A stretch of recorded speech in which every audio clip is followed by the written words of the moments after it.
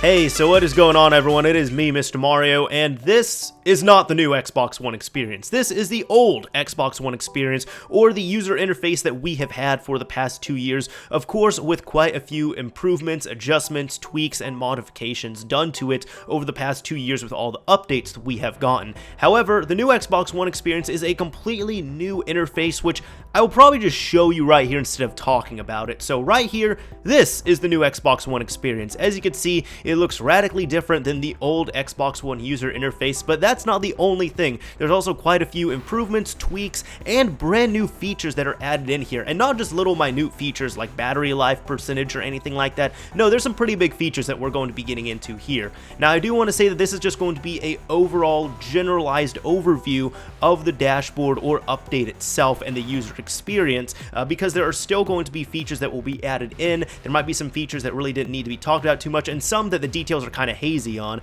but also at the same time, I am also using a nearly complete build. This build I'm using, I'm recording this a few days before the new Xbox One experience comes out, so this is pretty much going to be the same thing as what's going to come out, but there might be a few little adjustments here and there. So first off, coming right off the home screen, we have everything up top in tabs like the previous update. However, right here, as you can see, they really try and streamline it all and just make it a little bit smoother. So you have a lot more transparency with what you're seeing right here, where they just kind of try and make it one unified body, but they also make everything a decent amount faster as well too. Now, one issue the Xbox One did have was things just slow down quite a bit, and there is still kind of a slowdown, but it's better than it was before, and this will only improve over time. You could also see right here the One Guide has been completely revamped, where you really don't feel like you're moving anywhere else. You're still within the home system right there, and even the home menu. And then when you go over to the guide, which would be the store and everything, it automatically branches out into other tabs that would be movies, TV, music, games, all that good stuff. So you have everything right there in front of you, which is what they were trying to aim for with this.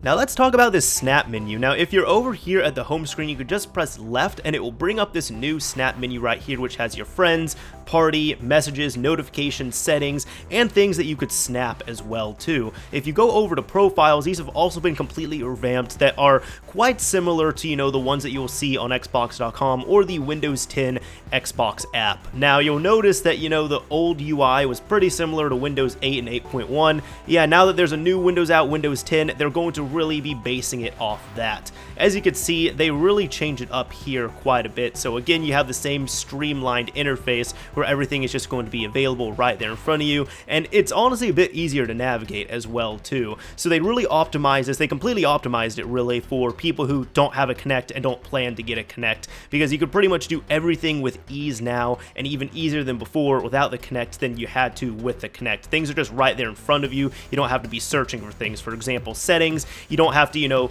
hit the menu button and then go find settings somewhere on the home screen. It's just snap and it's right there. And check this out, notifications now have timestamps on them as well too, which is something I've really been wanting for a while, so it actually shows you when everything is there. Now there's also the new settings as well too, which of course they changed everything to match it to the new interface, but they have a multitude of different new options. They've gone into more detail with some of them as well, but also one of the new things is the ease of access menu, which this will be for people who just want to change around things, or you might have a impairment or disability, anything like that. Now one of them that most people are excited for is button mapping, where it's not just limited to the Xbox One Elite controller. This is for all controllers. You can remap any of the buttons, do whatever the hell you want to on there, which is pretty neat to see. Now, when I mentioned, impairments and disabilities and all that, this is where it can directly help out. If you access it from there, or just, hold down the home button and access it from here, you can now enable a on-screen narrator that will explain, what the features are, what exactly you're clicking for anybody who might have an impairment of some kind. But there's also a magnifier as well, too, although you can't use the magnifier and play a game or use an application at the same time. Now you can also go ahead and modify your own profile to your own content, whatever you would like to do. And on here, as you can see, it has changed just like before. So you could use just your avatar logo, or your gamer pick, anything like that, or you could represent it with your avatar like I'm doing right here. And they have a whole bunch of new things that they've added in. As you can see, my avatar never did any of that stuff before, where the ghost chasing him, he was chasing the ghost. But then you have all this stuff that looks a lot like, just a regular social network feed, kind of like Twitter, Facebook, anything anything like that. Now, one thing they have done with avatars is, yes, I'm talking about avatars, those things that they kind of shoehorned in on the 360 and then they kind of faded away on the Xbox One, is now they have added in better support for customization on them on the Xbox One. They're pretty easy to customize on the Xbox 360, and from what I understand, on the Windows 10 Xbox app, they had some pretty nice customizability as well too, but on the Xbox One, not as much. So now what you're seeing, this is pretty similar to what would be on Windows 10, but they've added it in right here. So it's nice to see that treatment there, but does that mean they're going to try and bring them back to the forefront on here? I'm not too sure, honestly. Now, how well does snapping work? I know I've covered it in the home menu, but I haven't covered it in-game, and honestly, in-game, it works pretty well. You just go ahead, double tap the home button, and then you can go ahead and pick whatever you want to. So all the features that were available right there, you know, for example, the settings, your friends list, anything like that, they are still available. And then if you go all the way down, you're able to access what apps are snappable, anything like that. Now, I feel like these apps, for example, you know, like the Achievements app right here, it still has about the same color palette as the old experience. So I think they're just going to be slowly updating these as well too. It just seems like the logical thing to do right here. But in addition to that, one nice thing that they've added back in is now if you go over to your friends list, let's say you want to invite a friend to a party, you can just go ahead, select their name, and hit the X button right there, and you'll invite them to a party. Easy enough, just like on the Xbox 360, because there were a lot of things, I mean, it's no secret, there were a lot of things on the Xbox One that didn't make as much sense, but they made sense on the 360, and for whatever reason why they didn't implement them earlier, I really don't know why. Now, to wrap this video up, there's two more features I'd like to talk about. One good, one bad. One of them is backwards compatibility, and this is a feature that a lot of people have wanted and a lot of people are trying to squeak into the preview program to get. Well, now that the new Xbox One experience is public and available to everyone by the time this goes out, guess what? Backwards compatibility is also going to be available. So backwards compatibility is going to be debuting here publicly.